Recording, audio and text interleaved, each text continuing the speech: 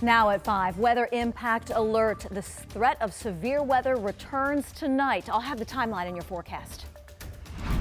You are nothing but a shadow of a past we're choosing to leave behind. Harsh words today, and they come from the sister of a mom murdered at a Fisher's gas station. The time that the victim's ex-husband now will spend behind bars for the crime. And also a look at the future for the children who has now lost both parents. It is media day for the Indiana Fever right here at Gainbridge Fieldhouse. I had a chance to sit down one-on-one with head coach Stephanie White. That's coming up. When the clock turns tonight at midnight, I'll stay up. I'll probably post a tweet in the middle of the night. Kicking off the month of May a day early. The celebration on the Circle highlighting all the fun leading up to the Indy 500. Live from Indy, you're watching 13 News.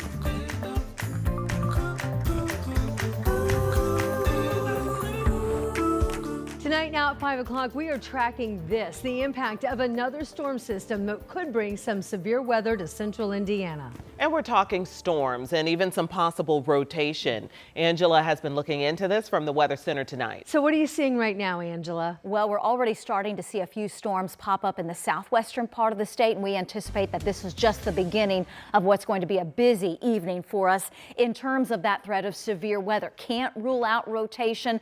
Storms producing tornadoes now through about 2 o'clock tomorrow morning. Rotating storms, one of the impacts. What you need to do, follow the forecast closely, have several ways to get warnings, and if you do go to sleep early, make sure the volume is up and the alerts are on your cell phone.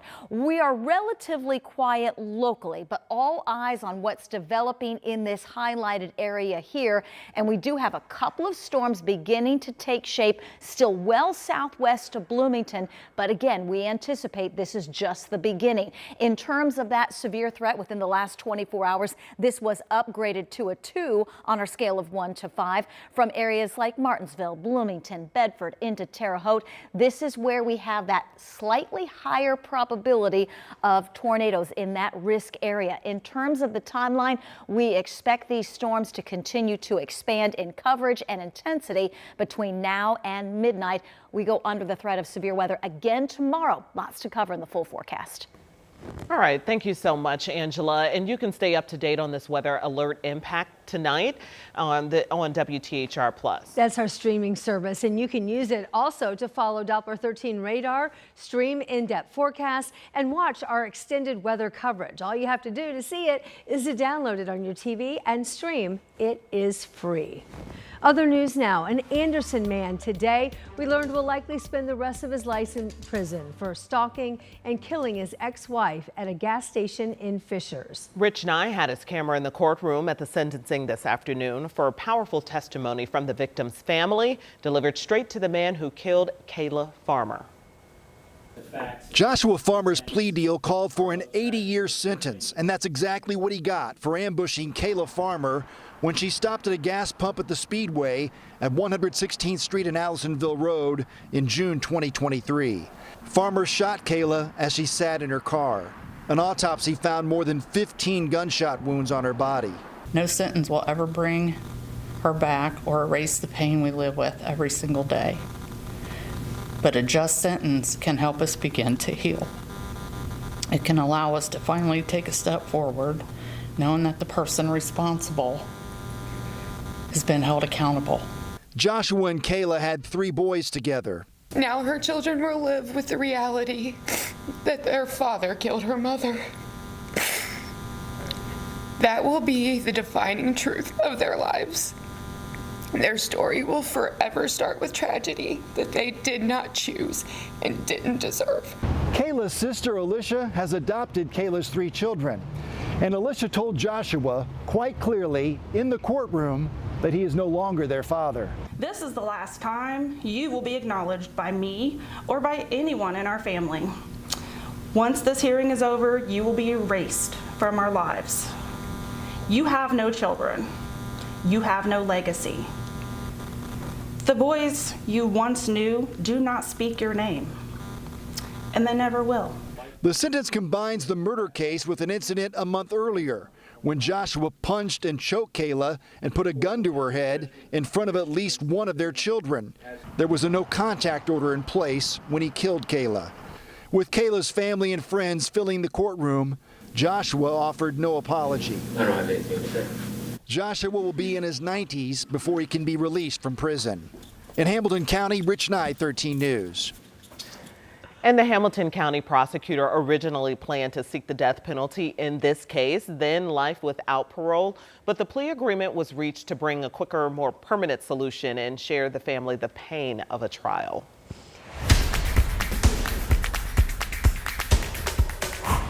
Developing tonight, the lawyer for the family of a little 7-year-old boy who they say was raped on a school bus for students with special needs says that now they have learned there were 2 other incidents as well. And the lawyer says all 3 incidents were confirmed on video this month, but they have not seen them.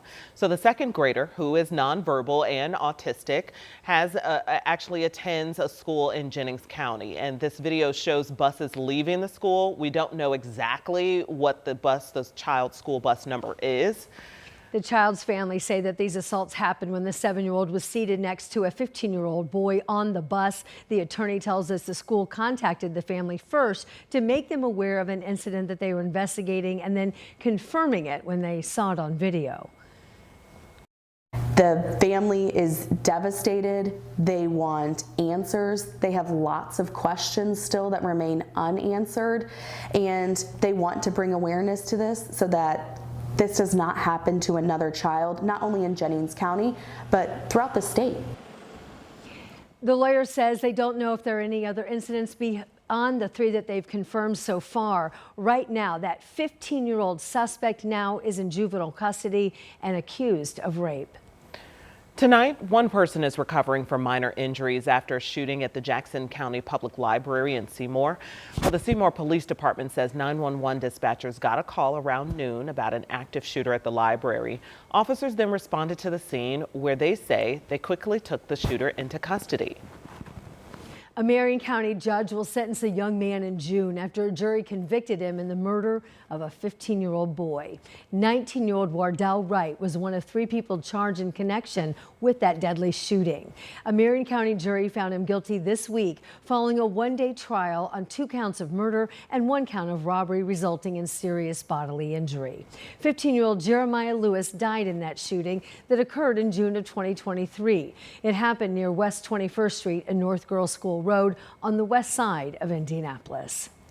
Tonight, the Delaware County Prosecutor's Office is deciding if charges will be filed against a former teacher and coach. Daleville Community School Superintendent confirmed to 13 News that the district fired a teacher and boys basketball assistant coach. The superintendent also confirmed an email sent to parents announcing the firing followed, quote, allegations of misconduct involving inappropriate communications and interactions with students.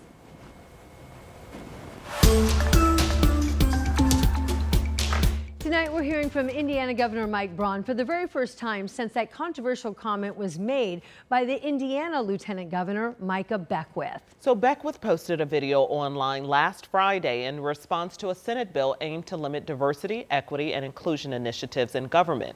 Now, in the video, he talked about the 3/5 compromise, which is a clause in the Constitution counting enslaved people as 3/5 of a person for the purposes of representation and taxation without granting them rights or freedom. It was a great move by the North to make sure that slavery would be eradicated in our nation. They knew what they were doing. So the video there drew some angry responses from leaders in Indianapolis, some calling on Beckwith to retract what he said. They also urged the governor to denounce the remarks as well. So here's what the governor is saying in response. I definitely wouldn't have used that characterization, and I don't like it. I'm a believer that you better start thinking about what you're saying before it comes out. So I'll leave it at that. I think that you don't want to make headlines the wrong way because it takes away from the substance of what you're trying to do in general. Beckwith then posted on social media on X after the video went viral. He said the fact that the post generated so much backlash, quote, proved that our education system has been corrupted by the woke mind virus, end quote.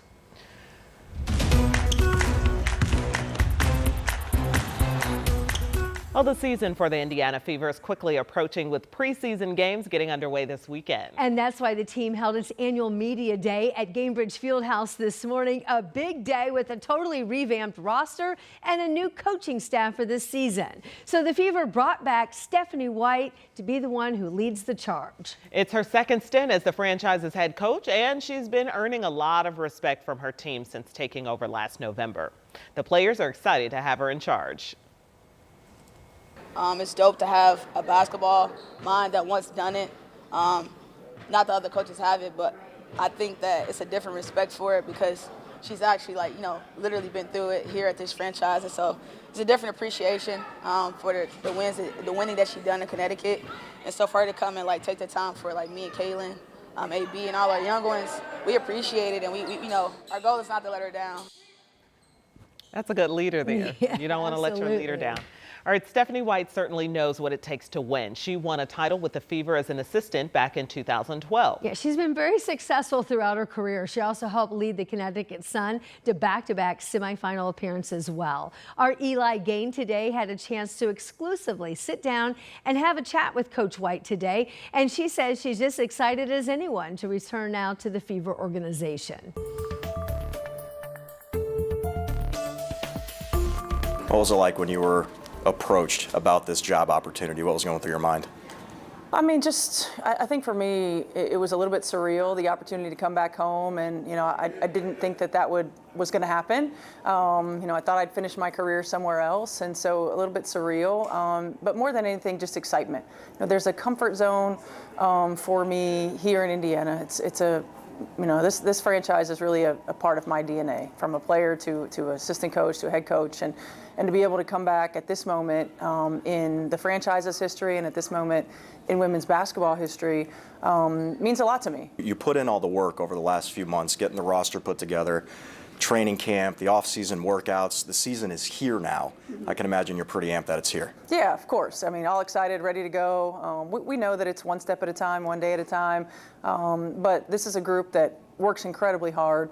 They are focused. They are driven. They want to be coached. They want to be challenged. And ultimately, our goal is to put ourselves in position to win every single day. But that starts right now in training camp, and that starts in how we do our work every day, and this group has been unbelievable to start.